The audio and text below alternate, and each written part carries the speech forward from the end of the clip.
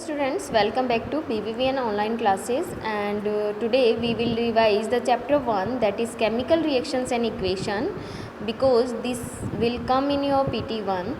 In the chapter overview we have discussed what is a chemical reaction, what are reactants and products, examples of some chemical reactions and the characteristics of chemical reaction.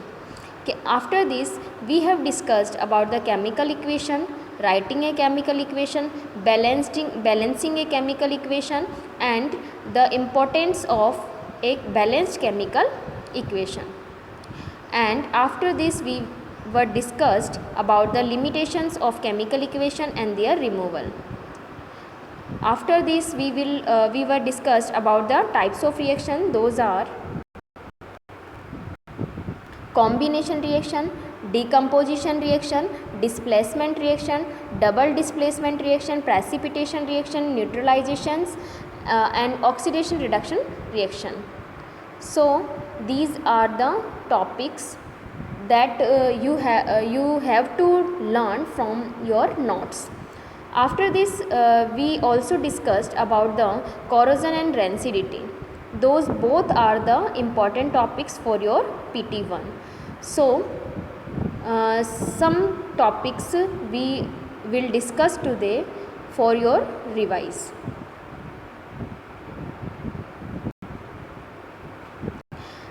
सबसे पहले हम बात करते हैं chemical reaction की. Chemical reactions are the process in which new substance with properties different from those of elements reactants are formed. Chemical reactions क्या होते हैं? इसमें कोई भी नया सब्सटेंस बनता है जो कि रिएक्टेंट से क्या होता है, थोड़ा सा डिफरेंट होता है.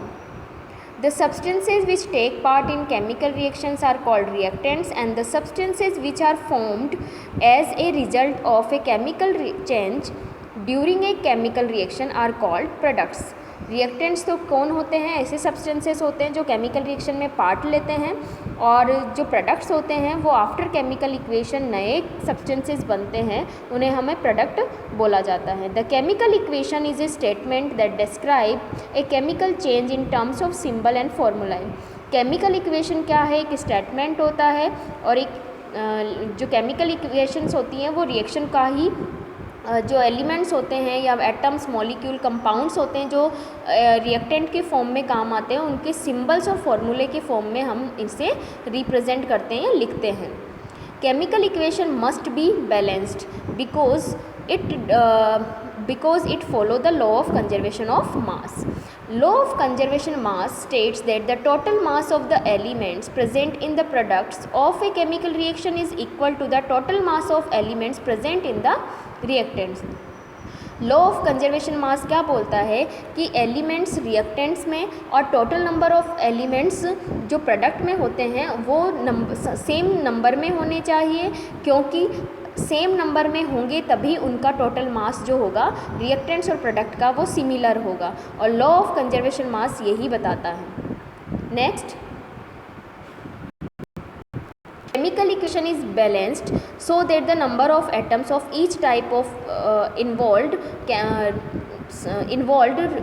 chemical reactions are the same on the reactant and product side of the equation. Chemical equation को लॉ ऑफ मास कंजर्वेशन को फॉलो कराना होता है, इसीलिए हम क्या करते हैं, केमिकल इक्वेशन को बैलेंस करते हैं. बैलेंस करते समय हमें क्या देखना होता है कि रिएक्टेंट और प्रोडक्ट साइड में जो एलिमेंट्स होते हैं, जो एटम्स होते हैं, वो सेम नंबर में होने चाहिए. अब हम बात करते हैं टाइप्स ऑफ रिएक्शंस की. So first type of reaction is combination. जैसे कि इसके नाम से ही समझ में आ रहा होगा, कॉम्बिनेशन. कॉम्बिनेशन में क्या होता है?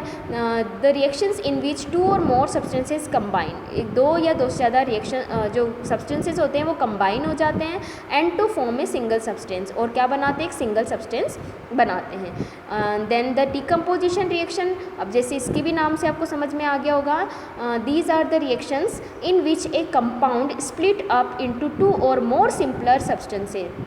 इसमें क्या होता है, एक सिंगल सब्सटेंस जो होगा, रिएक्टेंट जो होगा, वो स्प्लिट हो जाता है दो या दो से ज़्यादा नए सब्सटेंसेस में. The reactions in which heat is given out along with the product के साथ में ऐसी रिएक्शन जो कुछ हीट इवॉल्व करती है उनको हम एक्सोथर्मिक रिएक्शन बोलते हैं. एक्सो मीन्स बाहर, सेम ऐसे ही एंडोथर्मिक रिएक्शंस में क्या होता है, हीट एनर्जी को रिएक्शन में रिएक्टेंट्स एब्जॉर्व करते हैं, ठीक है, तो इन्हें हम एंडोथर्मिक रिएक्शंस बोलते हैं। The reaction in which one element replace another element, ऐसी रिएक्शन जिसमें एक एलिमेंट को दूसरा एलिमेंट रिप्लेस कर देता है, एक एलिमेंट को रिप्लेस कर देता है, तो इन्हें हम क्या बोलते हैं, डिस्प्लेसमेंट रिएक्शंस बोलते हैं। और ये दो तरीके की होती है, single and double displacement. Single displacement में खाली एक ही एलिमेंट होता है डिस्प्लेस, और जो डबल डिस्प्लेसमेंट रिएक्शन होते हैं उनमें दो एलिमेंट एक दूसरे को डिस्प्लेस करेंगे, दो अलग अलग कंपाउंड्स में से, ठीक है। आप नोट्स में देखना, और आपको मैंने एक्सप्लेन भी करा हुआ है, नोट्स पढ़ोगे तो आपको अच्छे से समझ में आ जाएगी। The arrangement of metals in A vertical column in order of decreasing reactivity is called activity और एक्टिविटी सीरीज। एक्टिविटी सीरीज़ क्या होती है, ये मेटल्स को अरेंज किया गया होता है वर्टिकल कॉलम में उनकी एक्टिविटी के अकॉर्डिंग। और ऐसा क्यों करते हैं, क्योंकि जो डिस्प्लेसमेंट रिएक्शंस होती हैं वो इन्हीं पर, एक्टिविटी जो होती है मेटल्स की इन्हीं पर डिपेंड करती है।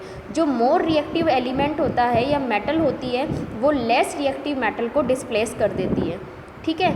और रिएक्टिविटी ऑर्डर सीरीज़ और ऑर्डर के बारे में हम अपने third chapter metal non metal में भी डिस्कस करेंगे।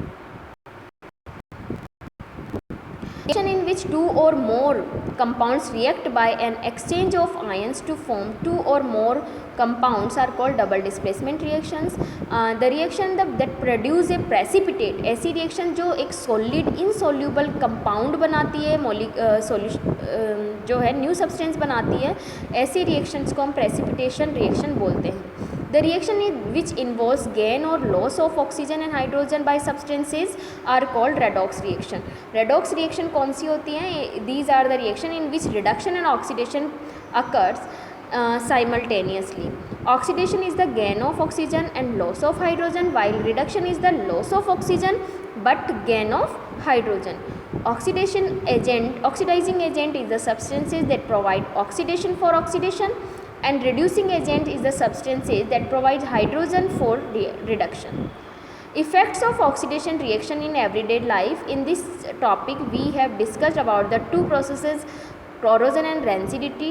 And corrosion is the slow eating up the upper layer of the metal in the presence of moisture and air, and rancidity is the spoilage of food.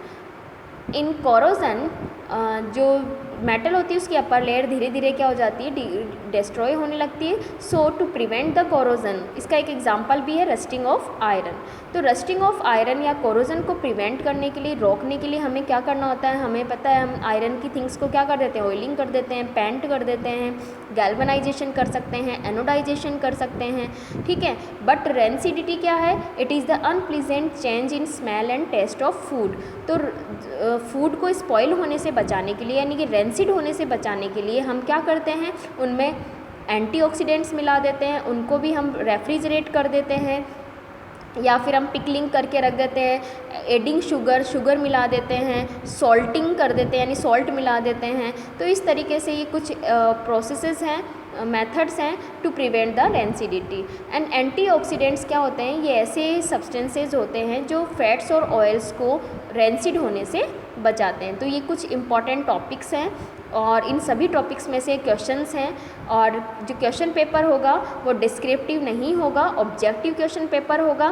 15 questions होंगे, 15 question 1 marks के होंगे, और आपको 40 marks का paper होगा जो आपको 1 बजे के पहले यहाँ मुझे PDF फॉर्मेट में सेंड करना है, और हर पेज पर आपको अपना नाम लिखना है, क्लास लिखनी है, ठीक है। और PDF फॉर्मेट में आपके जो क्वेश्चन पेपर जो होंगे उनमें आप पेज नंबर मार्क करके भेजिएगा, क्योंकि बहुत दिक्कत होती है मार्किंग करने पे, और अगर कोई सीरियसली नहीं लेता है तो हम उनके मार्क्स अपने यहाँ जो 10th क्लास में जो इंटरनल असेसमेंट होता है या जो भी आगे प्रोसेस होती है रिजल्ट की, हम मार्क्स नहीं देंगे, ठीक है। So be careful and be sincere for your studies and learn. Thank you.